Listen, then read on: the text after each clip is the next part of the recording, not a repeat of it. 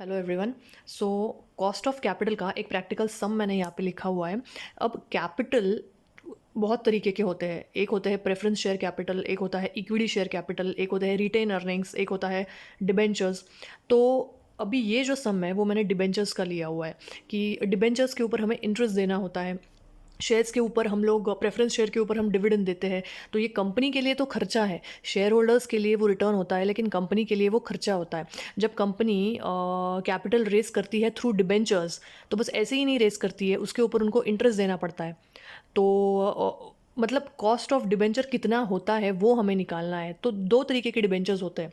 अगर company debentures issue कर रही है तो या तो वो रिडीमेबल होंगे या तो इरिडीमेबल होंगे। ये वाला जो सम है वो इरिडीमेबल डिबेंचर्स का है। तो जब एग्जाम में ऐसे कुछ क्वेश्चन आता है कि कॉस्ट ऑफ डिबेंचर फाइंड करो, कॉस्ट ऑफ डिबेंचर को हम लिखते हैं हमेशा केडी के नाम से। इस तरह से आपको लिखना है केडी। इसे हम डिनोट करते हैं कॉस्ट ऑफ डिबेंचर को केडी के ये नाम से।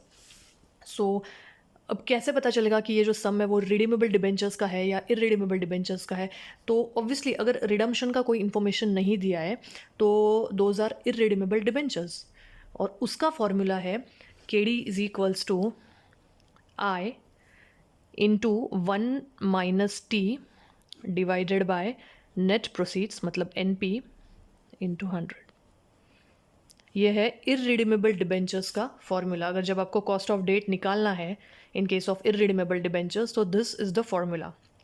ठीक है, रिडीमेबल डिबेंचर्स का हम बाद में देखेंगे, उसका फॉर्मूला थोड़ा बड़ा है, बट क्योंकि ये सम है, एक बार let's read the sum first, you will understand. A company issues ₹10 lakh 16% debentures of ₹100 each.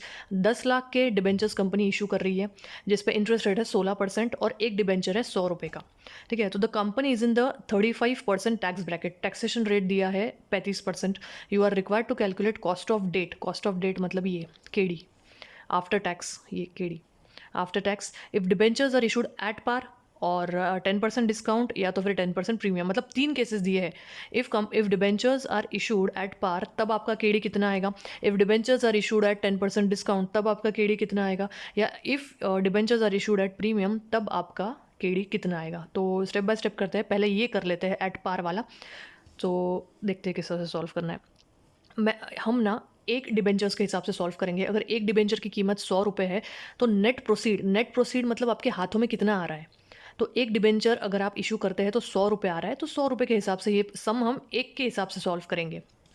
फिर देखते हैं, क्योंकि परसेंटेज फॉर्म में ही इसका आंसर आता है हमेशा, तो एक के हिसाब से मैं सॉल्व करके आपको बताती हूँ। अब ₹100 के ऊपर ये जो इंटरेस्ट है आय मतलब ये जो 16% है, 10 लाख पे 1,60,000 होता है, तो ₹100 पे आपका होगा 16 रुपीज़। तो ये इंटरेस्ट मैंने लिया है यहाँ पे 16 इंटू 1 तो 1 ही आएगा, माइनस टैक्स रेट 35% है, तो ये परसेंटेज में दिया है, हम यहाँ पे डेसिमल्स में कर लेंगे 0.35। 35 डिवाइडेड बाय 100 0.35 होता है। ठीक है, डिवाइडेड बाय NP मतलब नेट प्रोसीड्स, आपके हाथ में आ रहा है ₹100 एक डिबेंचर के पीछे, तो एक के हिसाब से हम कर रहे हैं इंटू 100। तो ये देखेंगे 1 माइनस 0.35, 1 माइनस 0.35 होता है 0.65 इंटू 16 करना है, इंटू 16 डिवाइडेड बाय 100 इंटू 100 10.4। तो केडी आपका आ रहा है 10.4%। कॉस्ट हमेशा ये परसेंटेज में आएगा, सो 10.4%। इसी तरह से प्रीमियम भी सॉल्व करेंगे, तो फॉर्मूला तो सेम ही रहेगा, प्रीमियम केस में भी फॉर्मूला तो सेम ही रहेगा। आई, यहाँ पे सेकंड लिख लेते हैं, ये फर्स्ट का था, I into 1 - t divided by NP into 100। तो इंटरेस्ट तो सेम ही रहेगा और टैक्स रेट भी 35% सेम ही रहेगा, जो जो ओनली जो नेट प्रोसीड्स है वो बदलेगा। तो 10% डिस्काउंट से इशू किया है, तो एक्चुअल प्राइस है 100 माइनस 10% डिस्काउंट 10%, तो 90 आएगा। नेट प्रोसीड 90 आएगा। 10% डिस्काउंट 10% डिस्काउंट लगा के नेट प्रोसीड्स 90 आएगा। हमारे हाथों में ₹90 आ रहा है, तो इसको सॉल्व करेंगे सेम तरीके से। 1 minus 0.35 into 16 divided by 90 into 100 11.55%। सो यहाँ हम लिखेंगे 11.55 परसेंट। और इसी तरह से प्रीमियम भी सॉल्व करेंगे। प्रीमियम में सब कुछ सेम आएगा, बस ये जो NP है वो बदलेगा। तो ये प्रीमियम का नंबर 3 दे देते हैं। सो यहाँ मैं फॉर्मूला वापस लिखती हूँ, अपॉन NP इंटू 100। ठीक है, यहाँ पे स्पेस नहीं है, मैं यहीं पे लिख देती हूँ। देयरफॉर इंटरेस्ट है आपका 60, देयरफॉर मत लिखना 16, 1 minus 0.35 divided by net proceeds, मतलब 10% प्रीमियम पे ज़्यादा पे इशू किया है तो 100, तो प्रीमियम तो ज़्यादा ही होता है तो प्लस 10% कर दो, 110। सो नेट प्रोसीड्स आपका आ रहा है 110 इंटू 100।